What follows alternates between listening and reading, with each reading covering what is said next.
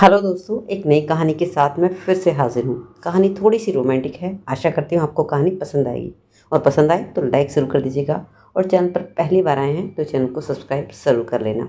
तो चलिए आज की इस कहानी को शुरू कर लेते हैं। मैं विधवा हो चुकी थी, लेकिन मेरे शरीर की तड़प दिन प्रतिदिन बढ़ती ही जा रही थी। एक दिन मेरी नंदोई का मेरे घर पर आना हुआ। मेरा नाम शालिनी है और मैं लगभग 38 साल की हूँ। दिल्ली में रहती हूँ। यहाँ मैं अकेले ही रहती हूँ। मेरे 2 बच्चे भी हैं जो कि मुंबई में पढ़ाई करते हैं और वहाँ हॉस्टल में ही रहते हैं। मेरे पति को मरे हुए लगभग 13 साल हो चुके हैं। पति के जाने के बाद मैं बिल्कुल अकेली पड़ गई थी, पर समय के साथ मैंने अपनी ज़िंदगी को जीना सीख लिया था। मेरे पति का छोटा मोटा एक बिजनेस था। अब मैं सारा दिन बिजी रहती थी, लेकिन शरीर की भी एक ज़रूरत होती है जो कि मेरी बढ़ती ही जा रही थी। पहले शायद बच्चों की देख रेख में मैं इतनी बिजी हो गई थी कि मुझे अकेलेपन का ध्यान ही नहीं था। लेकिन जब से मेरे पति की मौत हुई है और जब से मेरे बच्चे हॉस्टल में गए हैं, तब से अब तक मुझे किसी से वो वाला प्यार नहीं किया।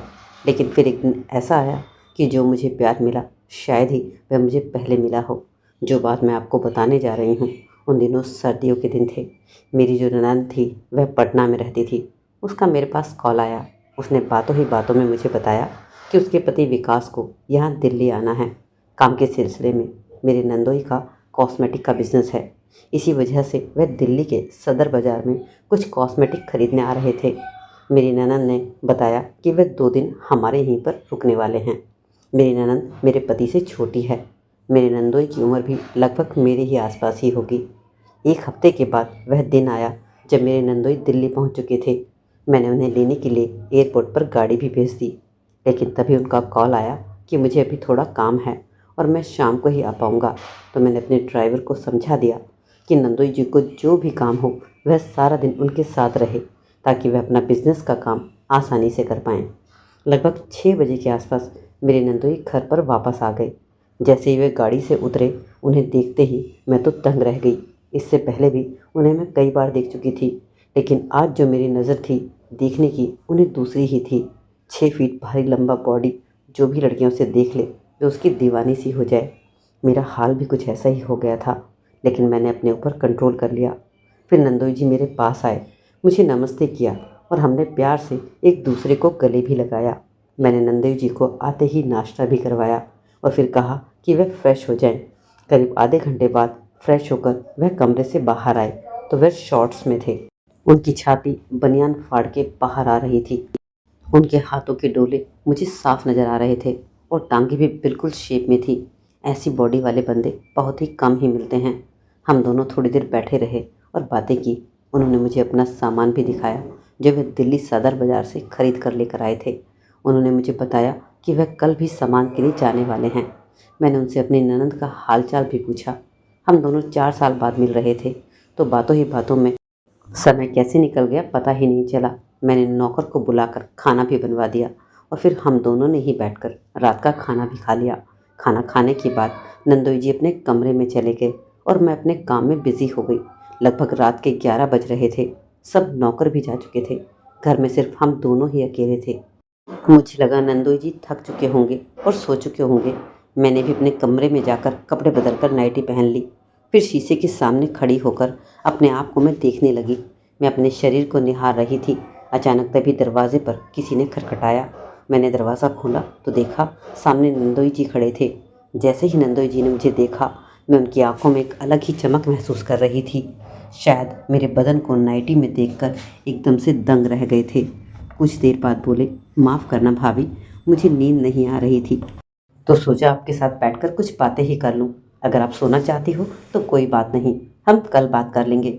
मैंने कहा, अरे नहीं नंदोई जी, मैं तो बस ऐसे ही अपने कमरे में आ गई थी। चलो ना बाहर बैठकर बातें करते हैं। नंदोई जी से मैंने शराब के लिए भी पूछा तो उन्होंने हाँ कर दी और 2 गिलास और शराब की बोतल लेकर हम लोग बालकनी में बैठ गए। हम दोनों की ही कुर्सी साथ में ही लगी हुई थी। नंदोई जी बोले, भाभी आपको देखकर हमें बहुत ज़्यादा हिम्मत मिलती है। कैसे आपने सब कुछ खोने के बाद भी अपने आप को टूटने नहीं दिया और अच्छे से सब कुछ संभाल लिया, घर, बच्चे और अपना कारोबार। मैं और आपकी ननद आपको देखकर गर्व महसूस करते हैं। मैंने कहा, यही तो ज़िंदगी है। किसी के जाने से ज़िंदगी थोड़ी रुकती है। अपने आप को खुद संभालो और आगे बढ़ जाओ। वैसे तुम और रानी वहाँ पटना में खुश तो हो ना? मेरे पूछने पर वह चुप हो गए। मैंने पूछा, क्या बात है? क्या कोई परेशानी है तो मुझे बताओ, शायद मैं तुम्हारी मदद कर सकूं। तुम्हारे साले की मौत के बाद रानी और आपकी अब जिम्मेदारी मेरी बनती है। इस पर नंदू जी शराब का गिलास उठाते हुए बोले, भाभी जी, सब बहुत कुछ अच्छा चल रहा है। रानी बहुत खुश है वहाँ। अब तो हमारा बेटा भी है जिसने खुशियाँ दुगनी कर दी है। मैंने कहा, और तुम, क्या तुम खुश हो? नंदू जी कहने लगे, पता नहीं भाभी, पर शनि के जन्म के बाद से तुम्हारी ननद बदल गई है। वह प्यार जो मुझे चाहिए, मुझे उससे नहीं मिल पाता। हमेशा घर के काम में, बच्चे में बिजी रहती है। शायद अब उसकी यही लाइफ है। जो प्यार हम में होना चाहिए, वह प्यार कहीं खो सा गया है। मैं समझ गई थी कि नंदू जी की तकलीफ़ शायद मेरी जैसी ही है। शायद वह भी उन मर्दों में से हैं जो ऐसी ज़िंदगी जी रहा है, जो वाइफ के साथ तो रहते हैं पर वह प्यार की ज़रूरत के लिए बाहर का सहारा ढूंढते हैं। मैंने कहा, नंदू जी, मैं समझ सकती हूँ कि प्यार के बिना ज़िंदगी कैसी अधूरी हो जाती है। मैं यही ज़िंदगी तो जी रही हूँ और मैं नहीं चाहती कि तुम भी ऐसी ही ज़िंदगी जियो। इसलिए मैं दीदी से बात करूँगी। नंदू जी बोले, नहीं भाभी, ऐसा मत करना, वरना उसे यह लगेगा कि मैंने आपसे उसकी शिकायत लगाई है। आपने सही कहा, शायद यही लाइफ है। वैसे भाभी, आप कई साल से अकेले हो। क्या आपको कभी किसी की ज़रूरत महसूस नहीं हुई? क्या आपको नहीं लगता कि आपको भी जीना चाहिए? आपको अपनी ज़िंदगी जीने के लिए हक है।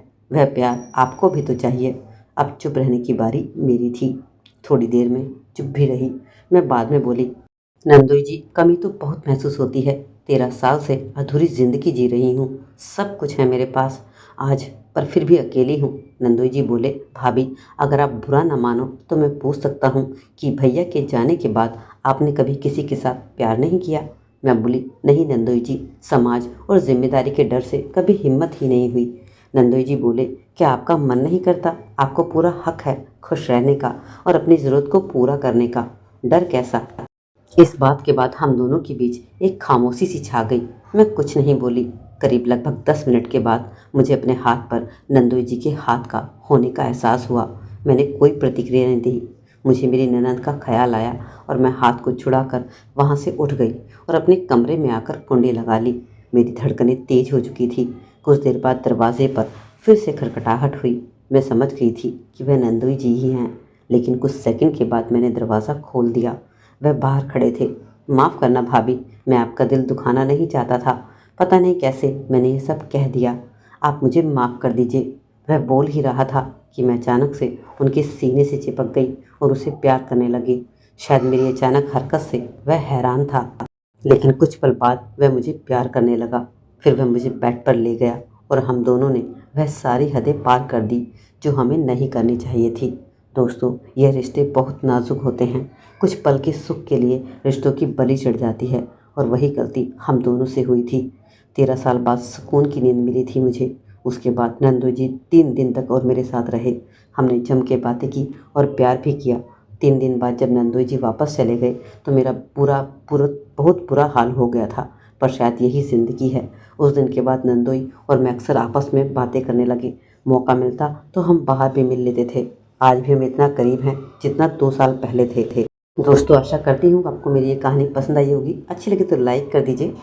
सब्सक्राइब चैनल को आपने कर ही लिया होगा। मिलते हैं एक ऐसे ही कहानी के साथ एक नए वीडियो में। तब तक के लिए अपना ख्याल रखिए। Take care, bye bye.